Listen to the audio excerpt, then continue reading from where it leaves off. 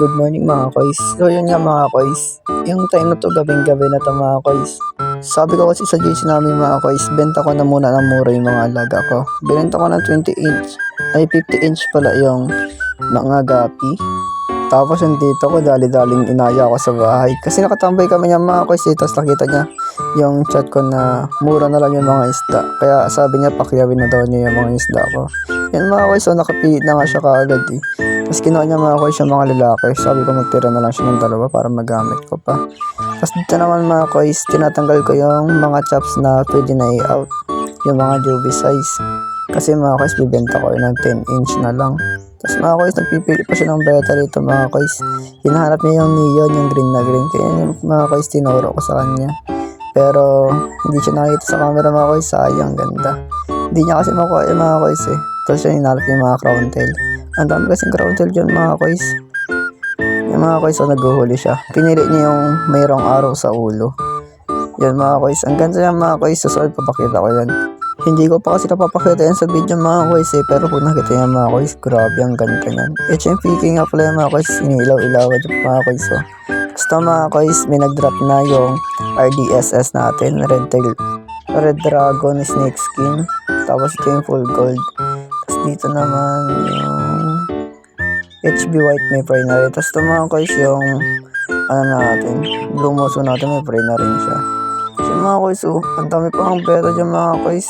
Kaya binagsak presyo ko na talaga para mabenta-benta na. Tapos kinabukasan naman mga koys, may nag-order sa akin ng 15 pieces na chops. Kasi mga koys, 10 inch na lang yan mga koys eh. Grabe yung ingay ng mga parakit ko. Sunod mga koys, papakita ko na sa video yan, yung mga parakit. Yan mga koys, nagpipili-pili na nga ako dyan. Nagmamadali na nga yung mga koys, pero grabe yung kukulit din kasi nila eh. Tapos mga koys, kukuha ng plastic, kaso wala ng plastic, kaya bibili na muna ako. Mga koys, nakabili na ako ng plastic. Tapos mga koys, ibabalot ko na yung mga nahuli kong gapi. Yung mga koys, pinabilis ko ng video mga koys, grabe kasi ang tagal magkuli ng mga gapi dyan. Ang tagal nilang balutin. Teacher nga pala yung murder sa akin mga koys. Tapos sabi niya, antayin ko na siya dun sa may kalsada kasi may pasok pa siya. Bumili siya ng mga fishes mga koys kasi meron siya aquarium sa room nila. Tapos para din mga student niya, meron daw nakikita mga fish sa room nila. Ang bait sobra nun mga koys eh. Tapos kung makita yung itsura ko dyan mga koys, grabe puyat pa talaga ako yun kasi yung parakit ko, nilalaro ko siya kagabi. Naglalaro ko yung mga koys, pinapalipad-lipad ko siya sa kwarto ko. Tapos inayos ko pa yung kulungan niya kaya napuyat ako. Siya mga koys, may pangiti-ngiti po. Siyempre may pera na naman eh. Tapos siya mga koys, yung nabalot na. Yung pera pala na ako dito mga koys, binibili ko rin ng pagkain nila kaya ginagamit ko sa school. Dami rin kasing bayaran mga koys eh.